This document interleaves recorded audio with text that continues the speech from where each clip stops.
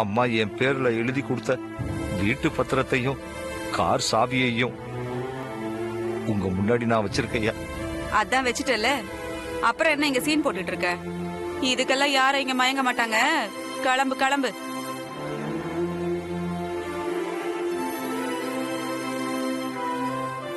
நான் கிளம்புறேங்க ஐயா.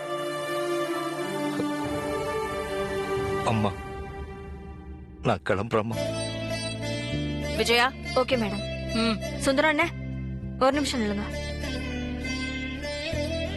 இந்தாங்கண்ணே. மாசம் மாசம் கரெக்டா சம்பளம் வாங்கிட்டேன். அப்புறம் இந்த பணம் எதுக்கு விஜயா? உங்க செலவுக்காக மேடம் கொடுத்தது, வாங்கிக்கோங்க. வாழ்க்கையே செலவா செஞ்சோம். இங்க இருந்து என் பணம் தான் போகணும்னு நான் கனவு கண்டுகிட்டு இருந்தேன்.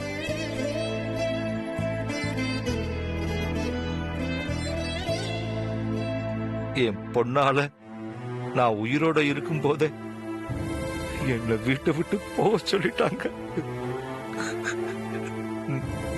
நான் இப்ப நடைப்பணமா போறேன். சுந்தரம், நீ உனக்கு அப்புறம் உன் பிள்ளைங்க, அதுக்கப்புறம் அவங்க பிள்ளைகளோட பிள்ளைங்க, இப்படி வழி வழியா விசுவாசத்தோட இருக்கணும்னு தான் நாங்க ஆசைப்பட்டோம். ஆனா உன் பொண்ணு ஆசைப்பட்டு இப்படி எங்க மனசை வெறுக்க வைப்பான்னு நாங்க நினைக்கவே இல்ல. இத்தனை வருஷம் வேலை செஞ்சதுக்கு போனஸா நினைச்சு அதை வாங்கிக்க. எவ்வளவு நல்ல வேலைக்காரனா இருந்தாலும் வேலை செஞ்ச இடத்துல கெட்ட பேர் வந்ததுக்கு அப்புறம் அந்த வீட்ல இருந்து எதுவும் எடுத்துக்க கூடாதியா. வேண்டான்னு சொன்னதுக்காக என்ன மன்னிச்சிடுங்கய்யா. சுந்தரம். அம்மா. ஐயோ, இப்ப எதுக்கு கூப்பிடுறா? போக வேணான்னு சொல்லிடுவாளோ? ஐயோ, எப்ப எந்த முடிவெடுப்பான்னு தெரிய மாட்டேங்குது இவள. நீ பொழப்புக்காக இதே சிட்டியில இருப்பியோ, இல்ல இந்த பொழப்பே வேண்டான்னு உன் ஊரை பார்த்து போவியோ, அது உன் இஷ்டம். ஆனா இனிமே எப்பவும் உன் பொண்ணு என் கண்லயே படக்கூடாது. புரிஞ்சுதா?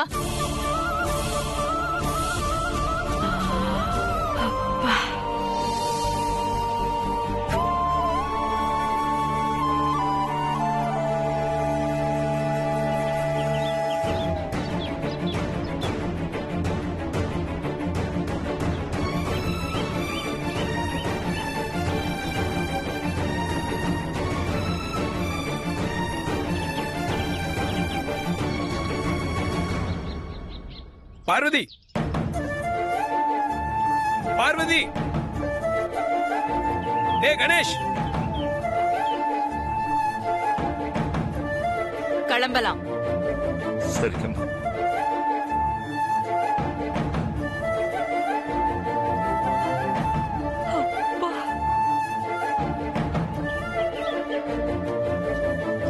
பார்வதி, டேய் கணேஷ், பார்வதி,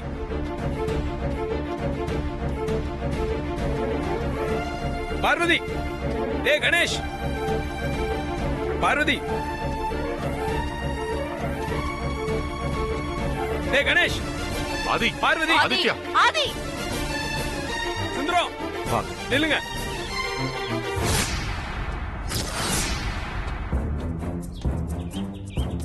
சுந்தரம், எங்க கிளம்பிட்டீங்க? கையில் என்ன லக்கேஜ்? என்னாச்சு? பார்வதி, நீ அது சொல்லு, எங்க போறீங்க? டேய் கணேஷ், நீ அது சொல்றா.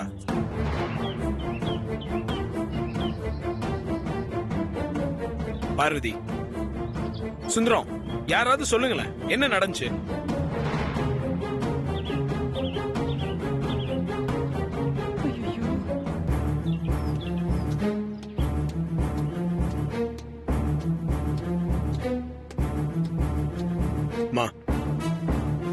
சுந்தரம் பார்வதி கணேஷ கூட்டிட்டு வெளியே போறாரு. என்னன்னு கேட்டா எதுவும் சொல்ல மாட்டேங்கிறாரு. என்ன சொல்லணும்? சொல்றதுக்கு ஒண்ணும் இல்லாதே. பா, என்ன சொல்றீங்க? உன் கண்ணு முன்னாடி வீட்டை விட்டு கிளம்பி போறாங்க. அவங்க அப்படி என்ன தப்பு செஞ்சாங்க? ஏன் வீட்டை விட்டு வெளியே போகணும்? போகட்டும், அவங்கள விட்டுடு.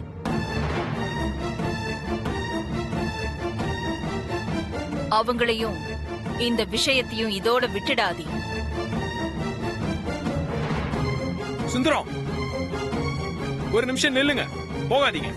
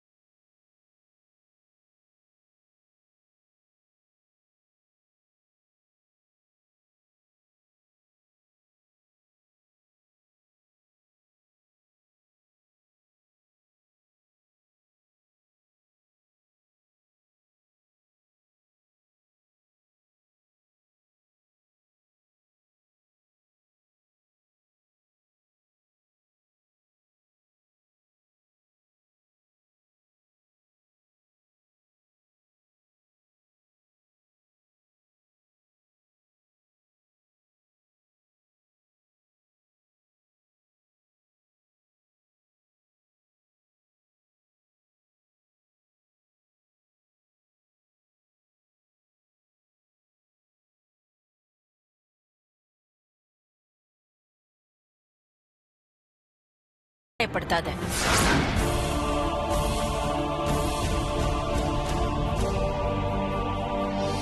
நம்ம ஜென்ம விரோதி நாகபுரி வம்சத்தை சேர்ந்த நந்தினி தன்னை யாருங்கிறத மறைச்சு நம்ம குடும்பத்தை அழிக்கிறதுக்கு முயற்சி பண்ணா. அந்த துரோகியவே மன்னிச்சு விட்டீங்க. இந்த அப்பாவிங்களை மன்னிக்க கூடாதம்மா. விட மாட்டான் போல இருக்கு. அவங்க என்ன பண்ணாங்கன்னு சொல்ல மாட்டேங்கிறீங்க. நீங்க ஏன் இப்படி பண்றீங்கன்னு சொல்ல மாட்டேங்கிறீங்க. சித்தி, நீங்க தான் சொல்லணும். இங்க என்ன நடந்திருந்தாலும் நிச்சயமா நீங்க அதுல இருந்திருப்பீங்க. நல்லா இருக்கே நீ சொல்றது. எங்க போற மாரியாத்தா ஏன் மேல வந்து ஏறாத்தான்னு சொல்ற மாதிரி இந்த வீட்ல எது நடந்தாலும் அதுக்கு நான் தான் காரணமா இருப்பேனா? இங்க பாரு ஆதி, எது எப்படியோ அந்த சமையல்காரி பண்ண காரியத்தை சொல்றதுக்கு என் நாக்கெல்லாம் கூசுது.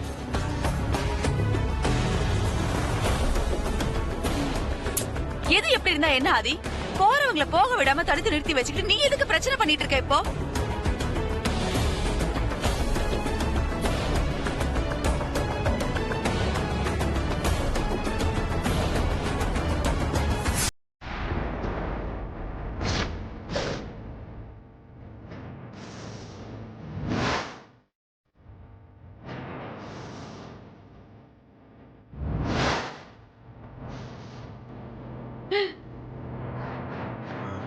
அந்த பொம்மை எந்த பொம்மை? பொம்மையா? இங்க பொம்மை இருக்கு. பொம்மை எங்க இருக்கு? நகருங்க. எந்த பொம்மை? எங்க பொம்மை இருக்கு? எங்க பொம்மை? சித்தி, விலகுங்கன்னு சொல்றேன்ல. எந்த பொம்மை ஆதி? இங்க பொம்மை.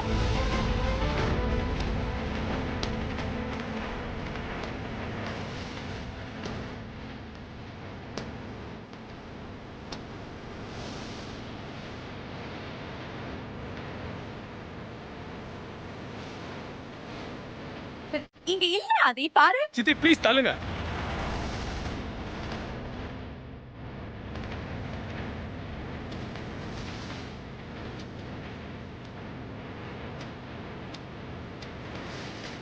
மா, இந்த பொம்மை அதுல என்ன எழுதிருக்குன்னு பாத்தியா முதல்ல? அத பாரு. பாத்தியா? நீயே பாரு இந்த பொம்மையில என்ன இருக்குன்னு.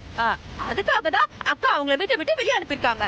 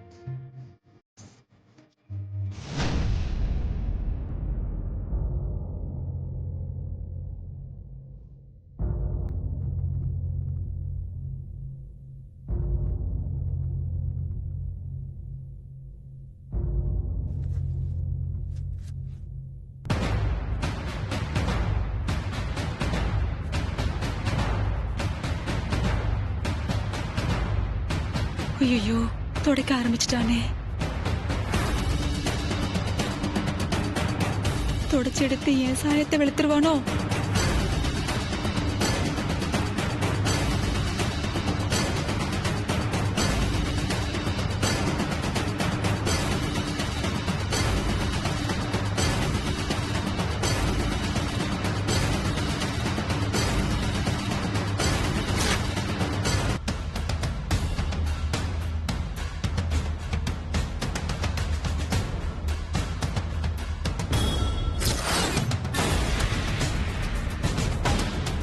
மா, இந்த பொம்மையில என்ன எழுதிருக்குன்னு இப்ப பாருங்க.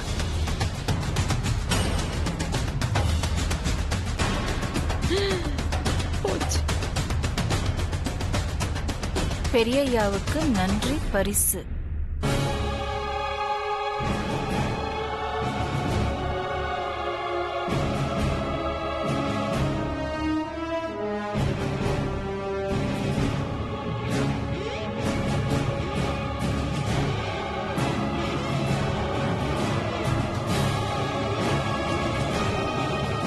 இதுதான் பார்வதி எழுதினது. முன்னாடி எழுதியிருந்தது நிச்சயமா சித்தியோட வேலையா தான் இருக்கும்.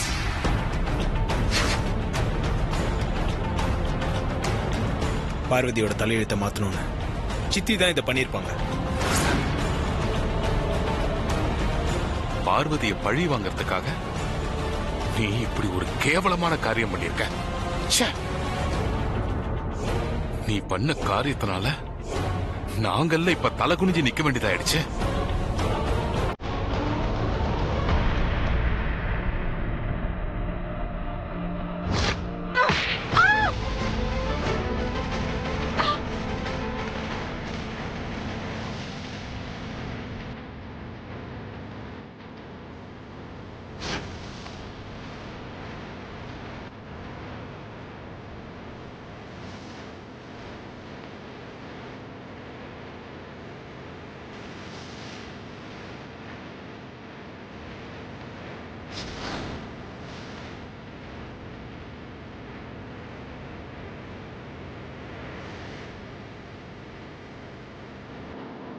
அக்கா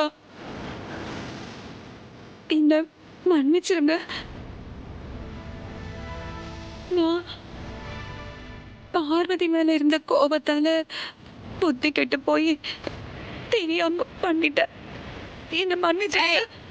நிலன், உன்னை மன்னிக்க வேண்டியது நான் இல்ல, பார்வதியும் சுந்தரமும் தான். சுந்தரம், பார்வதி, உள்ள வாங்க.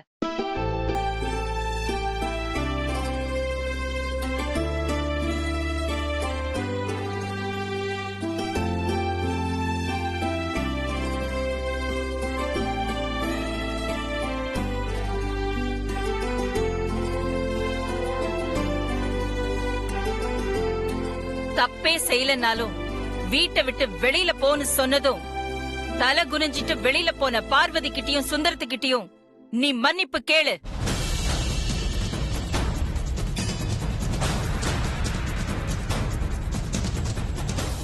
அவங்க உன்னை மன்னிச்சா நீ இந்த வீட்ல இருக்கலாம். இல்ல அவங்களுக்கு கொடுத்த தண்டனை தான் உனக்கும். நீ இந்த வீட்டை விட்டு வெளியில போகணும்.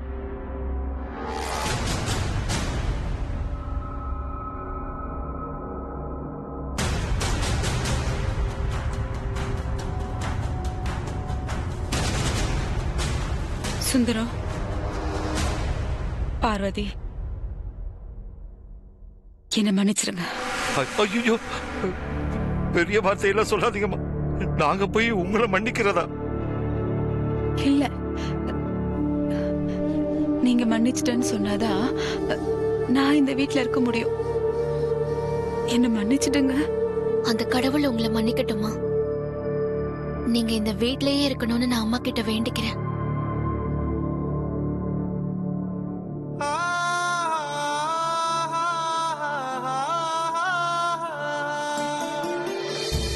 அம்மா, அவங்கள நீங்க மன்னிச்சிருங்கம்மா.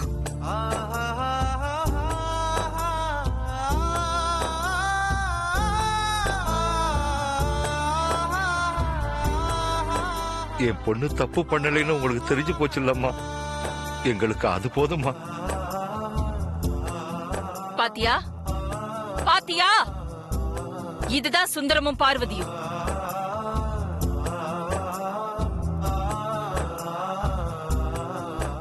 நீ எவ்வளவு பெரிய தப்பு பண்ணி இருந்தும் எவ்வளவு பெருந்தன்மையா நடந்துக்கிறாங்க. அவங்கள பார்த்தாவது நீ திருந்து. சுந்தரம், அம்மா, நீ எங்கேயும் போக வேண்டாம். பார்வதியை கூட்டிக்கிட்டு அவுட் ஹவுஸ்க்கு போ.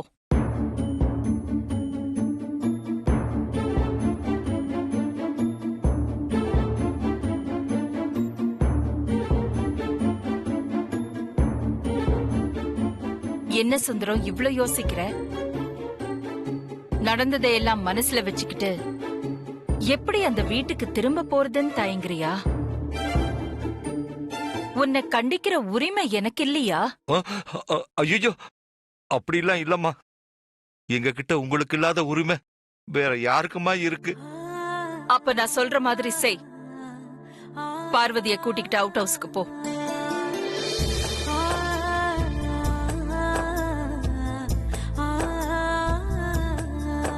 இனி பார்வதி இந்த வாசலை தாண்டி போறதுன்னா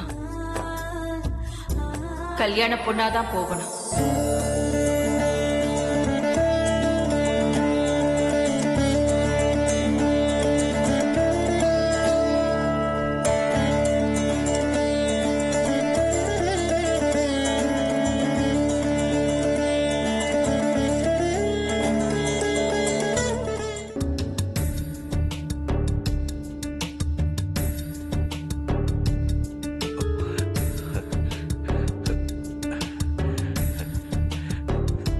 சுந்தரம், இத வாங்கிட்டு போ.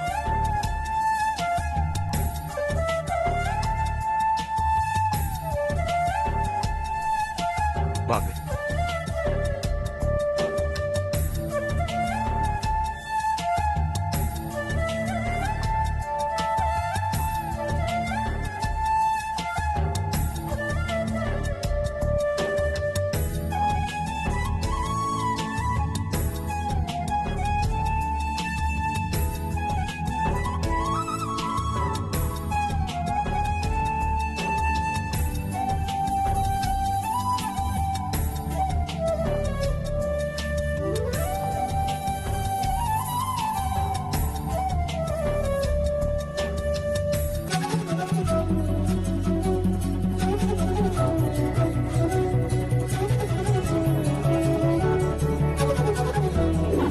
என்ன அது சொல்ற?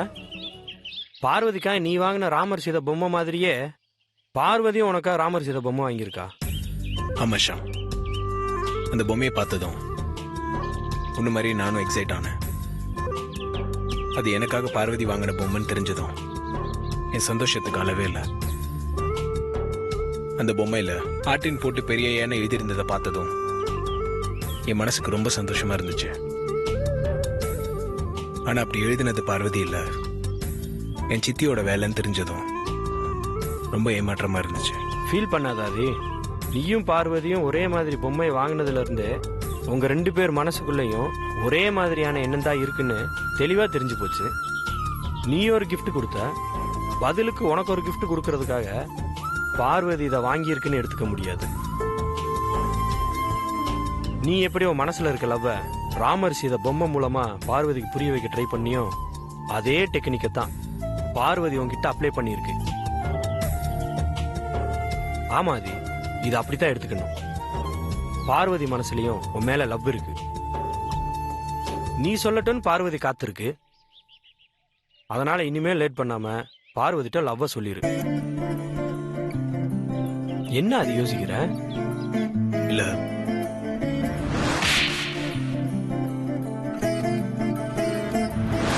பொம்மையில ஆட்டின் போட்டு பெரிய ஏன்னு எழுதியிருந்ததையே அம்மாவால தாங்கிக்க முடியல.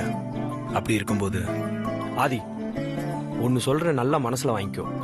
லவ் பண்ணும்போது லவ் பண்ற பொண்ணு நம்ம லவ்வை ஏத்துக்குமா அப்படின்றத மட்டும்தான் யோசிக்கணும். அதை விட்டுட்டு அம்மா அப்பா அண்ணன் தம்பி மாமா மச்சான் இவங்களை பத்தியெல்லாம் யோசிக்க கூடாது. அப்படி யோசிச்சேன்னு வச்சுக்கோ, அப்புறம் நீ லவ்வுக்கு அன்ஃபிட் ஆயிருவ. அதனால நீ பார்வதி கிட்ட முதல்ல லவ்வ சொல்லி ஓகே வாங்கு. அதுக்கப்புறம் நம்ம அம்மா பத்தி யோசிக்கலாம். பார்வதி மனசுலயும் உன் மேல லவ் இருக்குது ஆதி. பொம்மை விஷயத்துல அது கன்ஃபார்ம் ஆயிடுச்சு. அதனால நீ எதை பத்தியும் யார பத்தியும் யோசிக்காம தயங்காம பார்வதி கிட்ட லவ்வ சொல்ற. சரி, நான் இன்னைக்கே பார்வதி கிட்ட லவ் சொல்லிடுறேன்.